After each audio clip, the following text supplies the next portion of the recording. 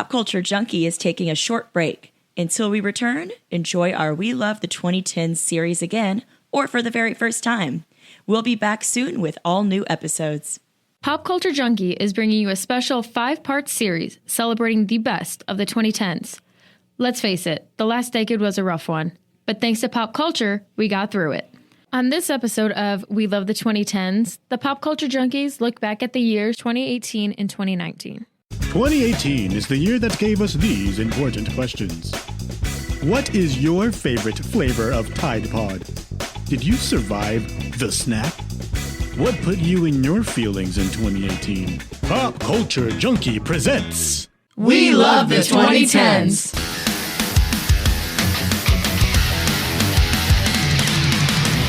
The movies, the music, the television, the technology, The trends, the memes. We Love the 2010s. So entertain me right now. We're a rock and roll band. We don't do disco. It's not disco. Then what is it? It's Queen. Is this the real life, or is it just fantasy? In 2018, the Freddie Mercury biopic Bohemian Rhapsody was released to both praise and criticism. The title came from one of the band Queen's biggest hits and was basically the band's origin story. 2018 was also the year that Bohemian Rhapsody was the only song that was played at local karaoke spots. It starred Rami Malek with incredible dentures, and he ended up winning a Best Actor Oscar and a Golden Globe for his portrayal. The controversy came from the filmmakers who basically chose to ignore Freddie Mercury's sexuality, specifically his bisexuality, and the AIDS diagnosis. It ended with the iconic performance of Crazy Little Thing Called Love and We Will Rock You at the Live Aid benefit. Ariana Grande topped the charts with Thank You Next, an ode to her exes in 2018. I loved the music video for this song because it was all just throwbacks to movies that I love. So she has Mean Girls, 13 Going on 30, Legally Blonde, and it's just freaking adorable the entire time. The song referenced her exes Big Sean, Ricky Alvarez, Pete Davidson, and the late Mac Miller. Yeah, my favorite part about the video was just seeing Kris Jenner play Regina George's mom with the whole camera and doing the whole like movement that she does in Mean Girls. I've written a lot of bad poetry about my exes, but definitely have never written a chart-topping song about one of them. I have written songs about my exes back when I used to write songs in another life, but they weren't as gracious as Ariana's song. Mine were a little more bitter a la Taylor Swift. Johnny?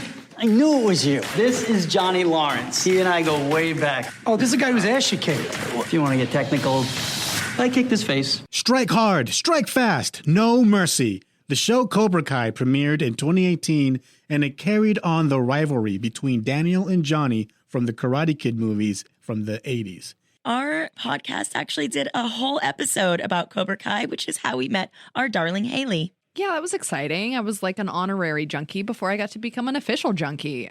And then and now, I love Cobra Kai. I'm obsessed with it. I love Billy Zabka returning as Johnny Lawrence. It flipped the script on the whole show, kind of making Daniel LaRusso the villain, if you will, which we kind of got a taste of back in How I Met Your Mother, when Barney always claimed that Daniel was the real villain of the movie. And then it's like someone just took that and ran with it and made this show. It actually started out on YouTube before getting picked up by Netflix. And I think when it was on YouTube, it was kind of this like underground little unsung hero. And then as soon as it hit Netflix, it got the popularity that it deserved. This show I love too, but it cracks me up that just every kid in school knows karate.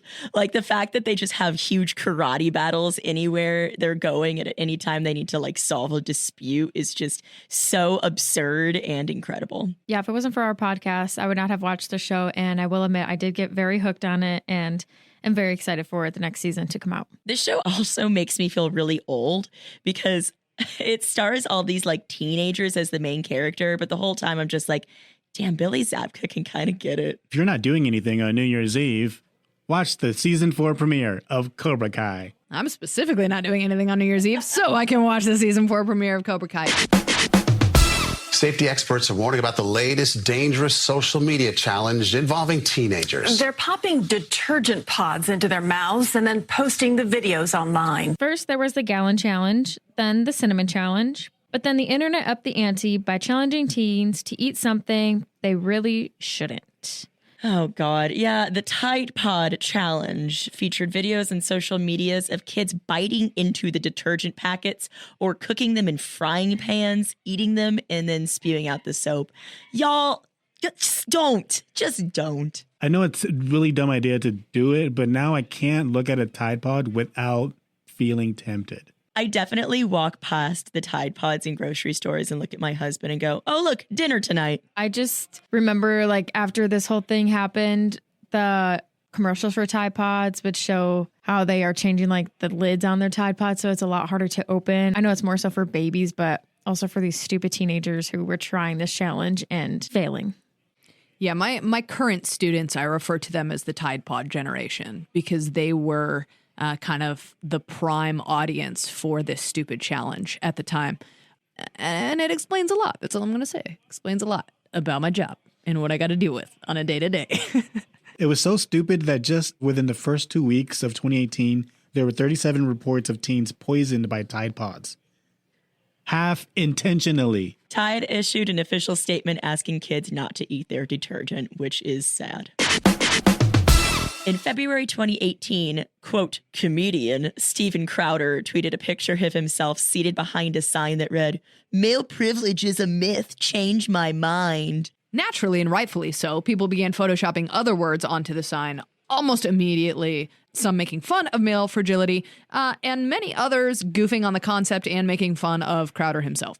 No, I think all of these memes are funny. I mean, I like him more when it's not his face because he sucks. But if it's like, pineapple belongs on pizza, change my mind, and it's a picture of me, then I could do that.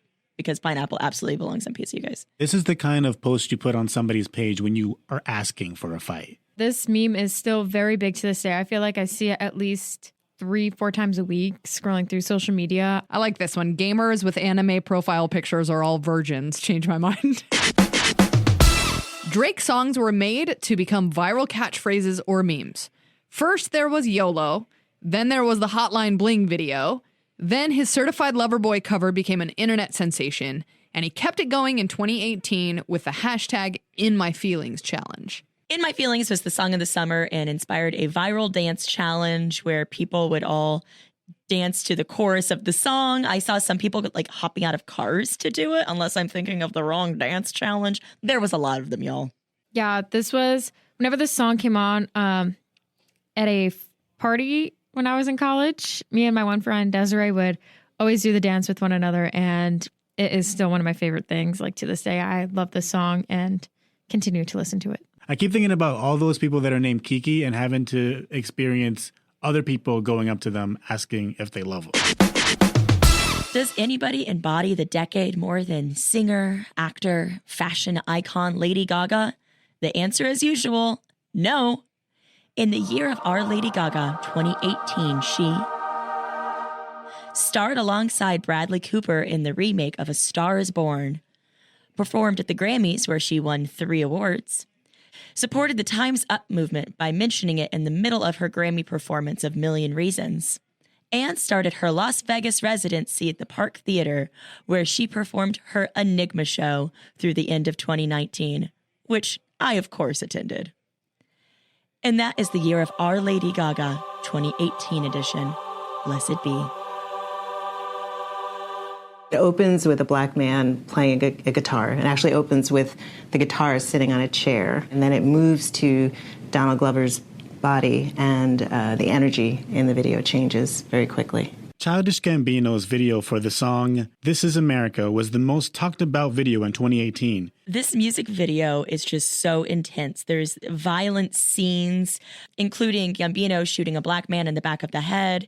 And it's really just all of this violence is going on, but it's more like him creating the distraction. Look at me, listen to my song, and like kind of turn a blind eye to literal black people being slaughtered behind me, all the injustices that they're portraying in the video. And it's just kind of like, this is America. We're completely ignoring the things that we should be paying attention to. Childish Gambino, it's the stage name of actor Donald Glover. Yeah, this video, I felt like I tapped into my English major roots watching this video, because I remember seeing it and thinking, okay, that was good.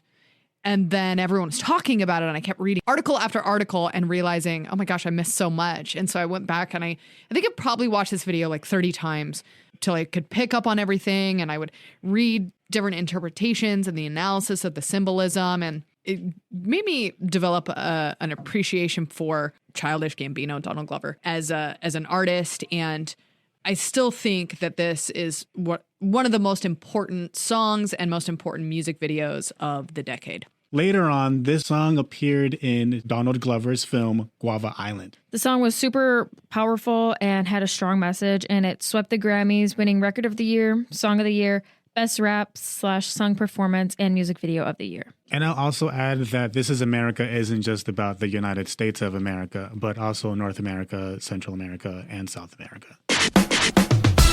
She's here with her boyfriend. I don't see no ring on her finger. Oh, well, my boyfriend's actually from Singapore, and that's why we're here. We're here to go to his best friend's wedding, where he's going to be the best man. What's his name? This is a very small island. Maybe you know his family. His name is Nick Young. Crazy Rich Asians was an award-winning rom-com about, well, just what it says on the label. It starred Constance Wu, Henry Golding, Gemma Chan, and the always delightful Awkwafina. I was like someone late to the Crazy Rich Asians party. I just watched it a couple months ago for the first time because it's streaming on HBO Max. It's a story about a Chinese-American woman who goes to visit her boyfriend's family in China, only to find out that they're incredibly rich and they don't want her around. And I really, really enjoyed it. As soon as I saw it, I'm like, oh, yeah, this tracks. It makes sense why it was so successful. I really like this movie. I think it also has kind of a message in it that no matter how strong your love is for someone, like if you love that person, you will do anything to keep that person in your life. I realized I needed some Crazy Rich Asian friends in my life. We're not like any other family. We're different because of where we grew up. Hill House. Mike Flanagan's The Haunting of Hill House, a spooky short-term series on Netflix, came out in 2018. It's set in 2 time periods about a family who moved into a creepy haunted house and what happened to them when they experienced paranormal phenomena as kids and then again as adults. It starred Henry Thomas, Carla Gugino as the parents, Timothy Hutton as the older version of the dad, and Elizabeth Reiser and Victoria Pedretti. I freaking love Mike Flanagan. All of his work is just incredible. Starting with The Haunting of Hill House. I mean, I will forever be haunted by the bent neck lady. Oh my gosh. And when the 2 sisters are driving in the car, and I think I had the biggest jump scare that I've had in years in that. I don't want to spoil it, but a little pee came out. And they also have now another scary series called The Haunting of Bly Manor with some of the same cast members and a completely different story. Haunting of Hill House is heartbreaking and scary. It's the kind of show that'll make you scream, but I definitely also cried in. Laurel. In 2015, we had The Dress. But in 2018, the big debate was Yanny versus Laurel. The recording was made originally for vocabulary.com, but then turned into a viral video on Instagram. For this, I hear both Laurel and Yanny. I mostly hear Yanny, but if I sit there and think about the word Laurel long enough, it will like train my brain to switch it and to hear Laurel. Yeah, I heard one that says Laurel and another that says Yanny, and I'm pretty convinced that they're 2 different tracks. I just had to pull up the audio on YouTube to remind myself about this, and I absolutely only hear Laurel. Like, I can't process how anyone could hear anything different. But the top comment on this video is from a woman named Laurel, and it says, I have been called Yanny by everyone for about a year now. It's Laurel, y'all. Sorry. End of discussion. Uber today put the brakes on all road testing of its self-driving cars after a deadly accident. A pedestrian in Tempe, Arizona, was killed last night by a self-driving Uber taxi. It is believed to be the first fatality caused by an autonomous vehicle. Uber was testing a self-driving car in Tempe, Arizona, when tragedy struck.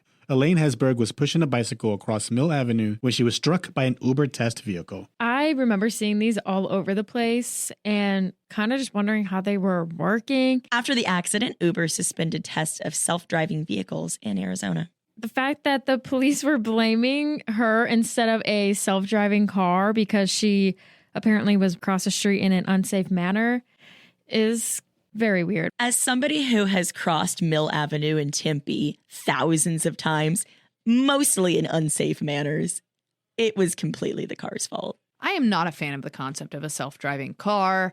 I'm not a fan of autonomous anything. I feel like if we give machines too much power, then they will eliminate the need for humans. I saw iRobot. I don't need to rehash this. That's why this incident shows that we are not ready for autonomous vehicles, because there was a person in the self-driving car but was distracted by their phone, probably learning a new TikTok dance, and then obviously tragedy. The first time I seen it, though, it was like, what is this? Yeah, I didn't really... It's like it didn't make any sense to me what they were saying. Yeah, right. But the whole thing is we look crazy, and we're obviously very angry and spitting and talking. Yeah. And then they roll in these little cutesy, these philosophical arguments. The arguing dad and son from American Chopper became a multi-purpose meme in 2018. It was taken from an episode of American Chopper where Paul Sr. and Paul Jr. get into a fight about Junior's tardiness. Are we sure that it was about his tardiness and not them just having the same name? Yeah, I never watched the show, but I've seen this meme everywhere. Has all sorts of debates about pop culture. I'll just share with you my favorite one. So Senior says, Garfield is a good-for-nothing lazy slob who doesn't contribute anything to society. And then Junior says, he provides snide commentary on the crazy world around him. The humor comes from the contrast between him and John's personality. And then Senior comes back in and says, John Arbuckle is a decent man just trying to do his best. I love how people then use this meme to even do it with relationships people have with inanimate objects. There's one that I ran into where it's internet password responding to a person, and it's incorrect password. And so you re-enter the password. And then it's incorrect password. So you reset the password, and then it starts pointing at you, yelling, your new password cannot be the same as your previous password. In the 2010s, Marvel dominated cinema, releasing epic blockbusters every year. This is the Marvel Minute for 2018. Wakanda Forever. Black Panther kicked off the year with an epic adventure. The Avengers fought the Infinity War, which ended when Thanos snapped his fingers and disappeared half of humanity.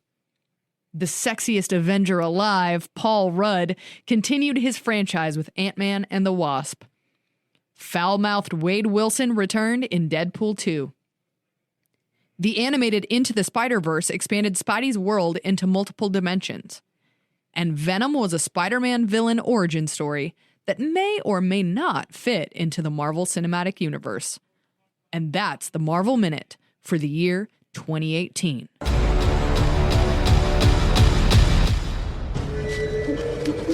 They're coming to get you, Barbara. Party Kinkle, the only person you're gonna scare is yourself. Gotcha. Good night, Harvey.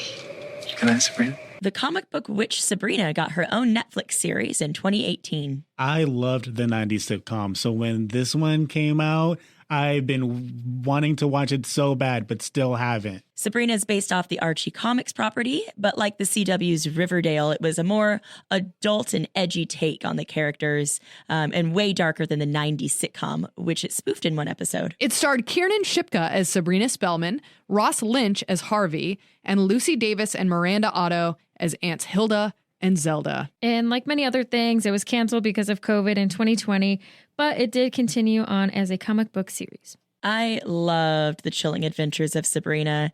I thought that it was spooky and sexy and really silly. I mean, anytime Aunt Zelda said, "Praise Satan," it was just delicious. And also very satanic. Before we say goodbye to this year, let's take a moment to remember what we lost in 2018. We'd like to say rest in peace to the following. Toys R Us closed its doors to the kid in all of us, forever. Roseanne got canceled. Not the show, the person. RESPCT to the great Aretha Franklin, who sang her last note. We lost Vern Troyer, Burt Reynolds, Stephen Hawking, and Mac Miller. And the marvelous Stan Lee passed away, shooting his final Marvel movie cameo this year. Excelsior! That wraps up Pop Culture Junkies. We love the 2010s, year 2018. Catch you in 2019. We love the 2010s.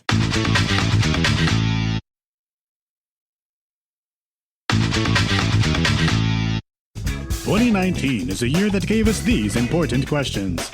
Does anything really spark joy? Can you use midsummer as a verb? Which blue CGI nightmare was worse? Sonic the Hedgehog with teeth or Will Smith as Genie in Aladdin?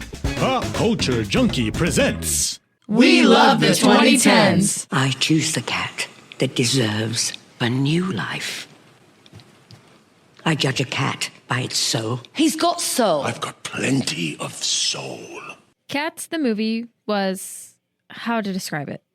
Based on the long-running musical, Cats starred Taylor Swift, Idris Elba, Dame Judi Dench, and Sir Ian McKellen as super creepy cats. I have fond memories of Cats. I went to go see the musical at Gamage with my mom. It's a great memory that I have. You know, I'm not a cat stan by any means, but I enjoy the Andrew Lloyd Webber musical. And so initially when I heard that this movie was going to come out, I thought, oh, great, they can do so much with this story. And then before it ever came out, it was widely panned and trashed by critics. And I just watched a couple clips and realized there was no way on God's green earth that I could ever step foot in a movie theater to see this. I ended up seeing this movie with some friends. We had a sleepover and we all wore cat ears and pajamas and we made a drinking game out of it.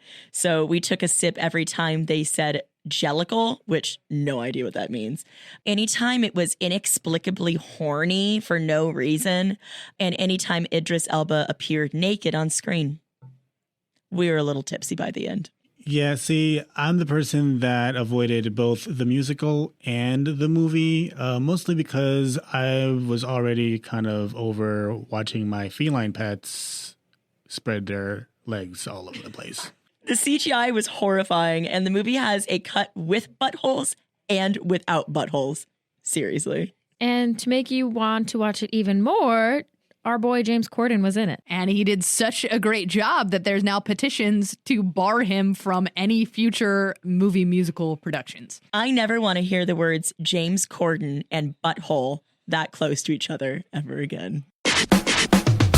Old Town Road is one of the biggest songs of the year, if not the biggest. I knew for a fact that this song would take me to another level, but I can say I knew that it was going to be worldwide or nationwide. Lil Nas X brought us something new, but also very familiar in 2019 when his song Old Town Road blew up. I don't get this song. And I have come to appreciate Lil Nas X for obviously just what he has done to pop culture and music as a whole. But this song, file this under the category of songs that blew up, got way overplayed, and I'd be perfectly content never hearing again. But then they made so many more renditions of it. It was like, is it country? Is it rap? Is it techno? Is it a lullaby? All these different types of renditions of it came in afterwards. And I think compared to the ones, the hits that came previous to that, I think this might be the only one that did it. I love this song. I guess I should say specifically the remix of the song that features Billy Ray Cyrus. I was on Rodeo Drive and this song was just stuck in my head, but I could not stop picturing myself riding a horse down a Rodeo Drive. So Lil Nas X bought this instrumental track for Old Town Road for $30 and then put his lyrics on top of it. And it's just amazing to watch him go from that to the star that he is now. And you could tell that this guy had no freaking idea that he was going to become that famous overnight. My kids requested to listen to this song just the other day. It's on Just Dance. It's still one of their favorites. So even though Lil Nas X has moved on, I think kids across America have not. The song made history when it charted on the country and R&B hip hop charts simultaneously. but it was later removed from the country charts by Billboard for, quote, not having enough elements of country music, a decision that many thought was entirely racist. Yeah, I really thought that this was just going to be a one-hit wonder. And as we're talking about now, Lil Nas X is a problem, and the world needs to be prepared for who he is. I can bring you in warm, or I can bring you in cold. The Mandalorian, or more accurately, Baby Yoda, took the world by storm in 2019. The Mandalorian was created by Jon Favreau and was the first live-action series in the Star Wars franchise. It's hard for me not to get emotional when I talk about The Mandalorian for a couple of reasons. One, Pedro Pascal as Din Djarin owns half of my heart. I love him so much and want him to be in everything now. Like, you breathe that Pedro Pascal will have like a slight cameo in something and I will watch it. But the other reason, obviously, Baby Yoda, or as real fans know him, Grogu. I am a sucker for that little puppet, the little robot. I love him so much. Like, if I could adopt him, I would. I will admit that I think Baby Yoda is freaking adorable, but God, the boomers took over Baby Yoda. Now every time I see a Baby Yoda meme anywhere, it's just gonna be cringe. Leave Baby Yoda alone. I can confirm that the boomers did in fact take over Baby Yoda. I'm part of a group on Facebook, which is a boomer thing in and of itself, but it's Baby Yoda fans, and there are countless members in the group that have never watched The Mandalorian, know nothing about Star Wars, and have amassed giant collections. I'm talking like massive bedrooms full of Grogu merchandise. New technology was invented to film scenes in a virtual environment as if they were filmed with physical cameras, making a more realistic CGI presentation. The relationship between the two of them, like the single dad story, like, sign me up. Din Djarin is absolutely the epitome of the word daddy. He can still get it with the helmet on. I don't even care. Leave it on. 5G is a software-defined network. It means that while it won't replace cables entirely, it could replace the need for them by largely operating on the cloud instead. 3G? Pitiful. 4G? Great, but not enough. In 2019, cell phone signals got an upgrade when 5G was introduced. So 5G is not just for cell phones, but for computers, cable internet, and smart devices, a whole internet of things. Yeah, this came out around the same time as COVID, which led to a lot of conspiracy theories, some resulting in arson attacks of 5G towers in Europe. Don't get me wrong, I love a good conspiracy theory. I was around for Y2K, so I know, the joy that comes from massive crowds of idiots believing in stupid things. But nothing happened with 5G. I kept waiting for the end of the world and nothing happened. If you think that 5G created COVID, you are honestly a dumbass. It even caused fear in certain people that it causes brain cancer, infertility, and many other things. I mean, if anything, keeping a cell phone in our bra is the thing that's giving us cancer, not the 5G. It was supposedly greater bandwidth and faster downloads, but I still find myself waiting. The meme of 2019 came from an old episode of Real Housewives of Beverly Hills and a white cat eating vegetables. The meme side-by-side presentation seems to show the woman, Taylor Armstrong, yelling at the cat who takes offense at her outburst. And even pictured is my girl, Kyle Richards, who I just absolutely love. Yeah, a Twitter user @MissingEgirl put the photos side by side in a tweet, and then the internet did its magic. And I was today years old when I learned that those two images were not originally together. Like, this whole time I've been thinking it was a lady yelling at a cat. I follow this cat on Instagram. I don't follow Taylor Armstrong. I'm not quite sure who she is. But the cat is named Smudge, and he's really cute. And the original caption of the photo is, "He no like vegetables." Cats will lick their own butt, but they won't eat broccoli. The meme now represents any disagreement between two people or entities. Does anybody embody the decade more than singer, actor, fashion icon Lady Gaga? The answer, no. In the year of our Lady Gaga, 2019, she got disengaged from Christian Carino, attended the Met Gala, transforming into 4 different looks on her red carpet entrance, performed at the Oscars and Grammy Award ceremonies, and won a Grammy and an Oscar for Shallow, her song from A Star is Born. And that's the year of Our Lady Gaga 2019 edition. Blessed be. I spoke in the car about the hole at the center of this donut. And what you and Harlan did that fateful night seems at first glance to fill that hole perfectly. A donut hole in a donut's hole. But we must look a little closer. And when we do, we see the donut hole has a hole in its center. It is not a donut hole, but a smaller donut with its own hole. And our donut is not a hole at all. Knives Out was written and directed by Rian Johnson, who brought us Star Wars: The Last Jedi, and starred James Bond, Daniel Craig, and Captain America, Chris Evans. But it was really a classic whodunit. Daniel Craig played a detective solving the mysterious death of the patriarch of a rich, dysfunctional family. I think the real star of Knives Out was Chris Evans's beige sweater. I tried watching this movie and I couldn't finish it. This is going to be a hot take.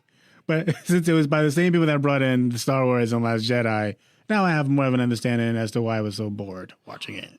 I loved this movie. I thought it was adorable. But that might just be because Ana de Armas is super adorable. I really like this movie too. I didn't know anything about it, so I went in blind.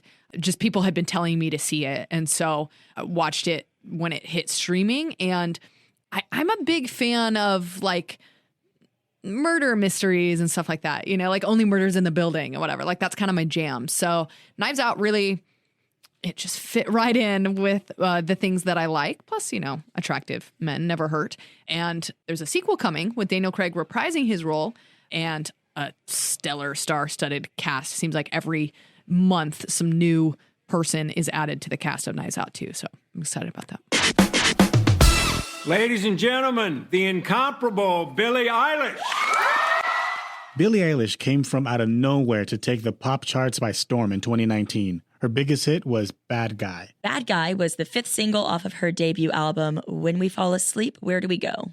This song, Bad Guy, even had a spin to it where her favorite singer, Justin Bieber, came on the track. Yeah, Billie was only 17, the youngest person since Lorde to hit #1, and the first born in the 2000s, which was super crazy. My students were all really obsessed with Billie Eilish and would come in with like basically writing essays about how fantastic she is and what a great role model she was for teenagers. So I learned about her from my students. One of my favorite songs to this day is still from this album, When We All Fall Asleep, Where Do We Go? Called When the Party's Over. Yeah, while I was bullying my little brother, Phineas O'Connell was writing songs for his sister Billie. I dye my hair black and my roots had grown out for a while, and I was kind of like going back and forth with my hairdresser about dyeing my roots a different color, and she mentioned lime green, and I really wanted to, but I just didn't want to completely copy Billie Eilish. It just looked so sick on her though.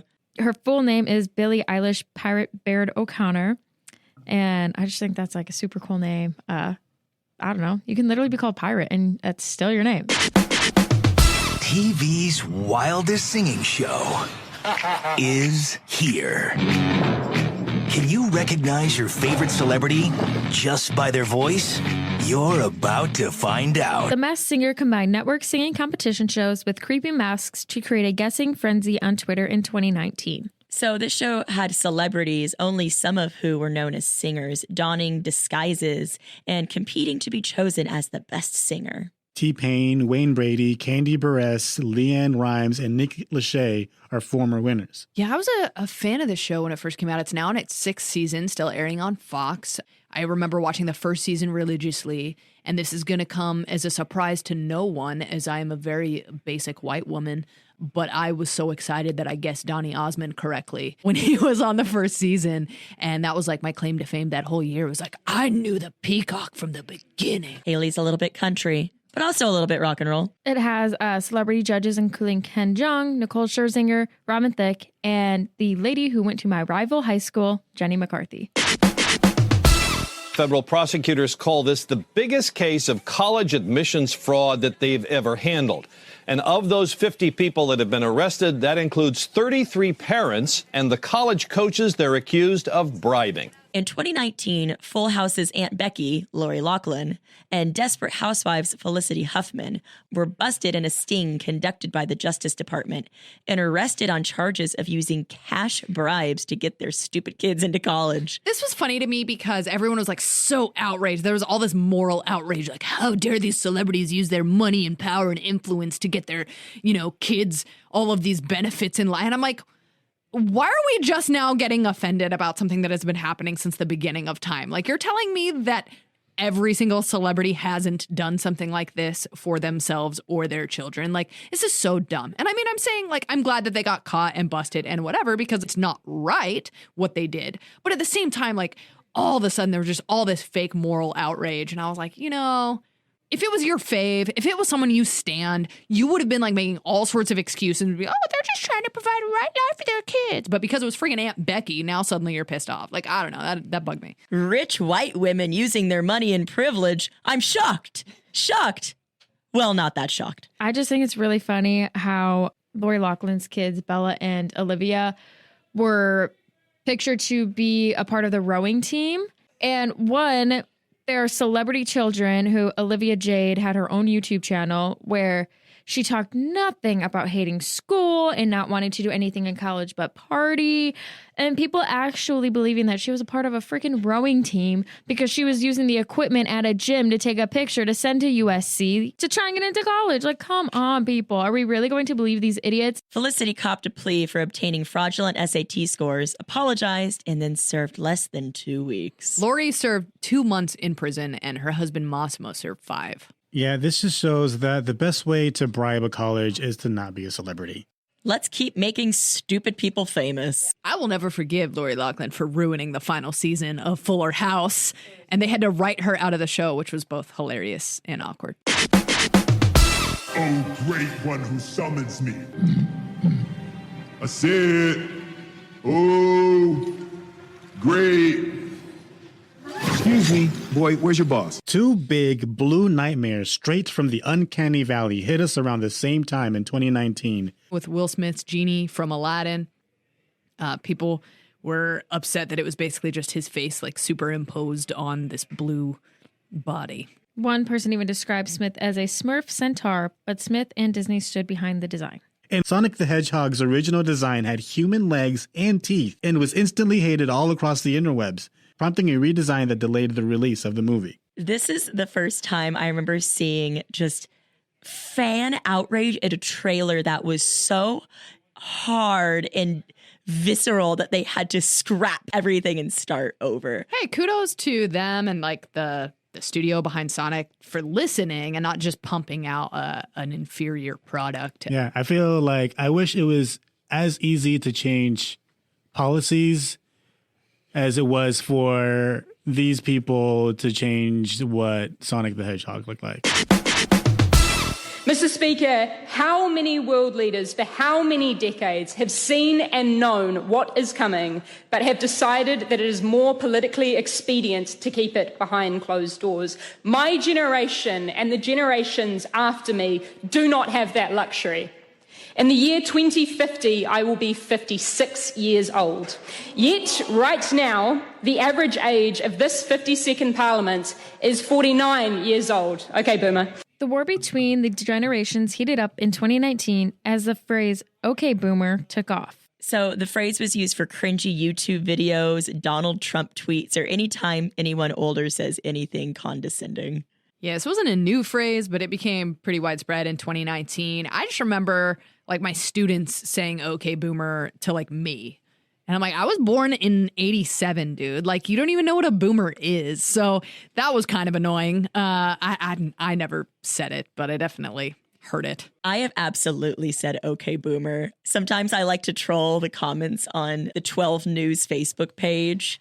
And if you say "Okay, Boomer" to an old racist person, they lose their damn minds. It's like you have just slapped their mother. They get so offended. It was used as a reaction to some old dude's TikTok rant about infantile generations hobbled by social media and participation trophies, basically dissing millennials and Gen Z. I definitely have used it even on this podcast just because I am not very much younger. I just like to think I'm a lot younger than all of you, but I know I'm not. So I just like to use it towards you guys sometimes, but no harm, no foul. In the 2010s, Marvel dominated cinema, releasing epic blockbusters every year. This is the Marvel Minute for 2019. Captain Marvel headlined the first female-led Marvel movie and totally rocked it. The Avengers took on Thanos to save us all in Endgame. Spider-Man got into trouble in Far From Home. And Dark Phoenix was possibly the nail in the coffin for the X-Men movies. Are these the May Queens? Yeah. Right. You'll actually be here for that. And who are your May Queens? Every midsummer we have this dance competition and the winner gets crowned. Oh, wow. A24's Midsummer was the eerie girl gets revenge movie of 2019. It starred Florence Pugh, Will Poulter, Jack Rayner, and William Jackson Harper as students who travel to Sweden above the Arctic Circle to attend a midsummer celebration at a secluded commune. Nothing good ever happens at a commune. I loved this movie. I watched it with my husband, and he was a little scared of me by the end of it, let's just say. I love you, babe. We don't have any bears nearby, do we? Florence Pugh's character, suffering from the grief of losing her entire family, is chosen as the May Queen in one of the ceremonies. For a long time, I thought Midsummer was about what white people do in the middle of the summer. And two, the only thing I remember is somebody jumping off of a cliff. It was part of the, good for her, cinematic universe. ご夫婦やカップルで一つのクローゼットをシェアしている場合の収納のポイント。それは場所を明確に区切る。 Just tidying up your house became trendy in 2019 when Marie Kondo asked us to ask ourselves a simple question. Does it spark joy? Kondo visited disorganized families, asking them to get rid of their clutter by pitching anything that doesn't spark joy and reorganizing what's left. This came from Marie Kondo's guide, The Life-Changing Magic of Tidying Up, which became a bestseller and a hit Netflix series.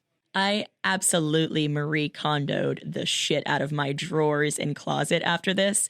And it really is an incredible way of organizing. All of her folding methods are so precise.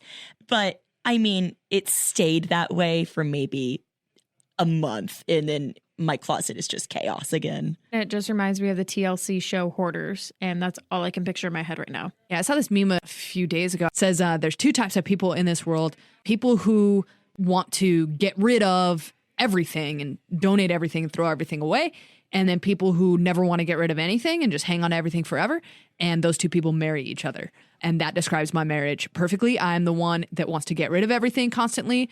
So I'm filling up bags to go to Goodwill like on a weekly basis. And yet more and more crap keeps piling up in my house. So I haven't figured out a way to successfully Marie Kondo my life because nothing sparks joy. And yet we keep acquiring more stuff. What you described is absolutely my husband and I, but just reversed. He's the one who has no nostalgia or emotional commitment to anything. And I'm the one who's like, but I wore this dress to our first date and it hasn't fit me in 7 years. I have to keep it. Before we say goodbye to this year, let's take a moment to remember what we lost in 2019. We'd like to say rest in peace to the following. Plantation weddings finally went out of fashion. Game of Thrones ended, putting longtime viewers out of their misery. Grumpy Cat, aka Tartar Sauce, appeared in her last meme. Luke Perry, the epitome of cool, from 90210 to Riverdale, died far too young. And Peter Mayhew, who played Chewbacca, and Carol Spinney, aka Big Bird and Oscar the Grouch, died, as did a little bit of our childhood. And that's the list of who and what we lost in 2019. It always hurts to say goodbye. That wraps up Pop Culture Junkies. We love the 2010s, year 2019. Catch you at the end of the 2020s. Pop Culture Junkie is a production of Pop Culture Entertainment Group. So entertain me, entertain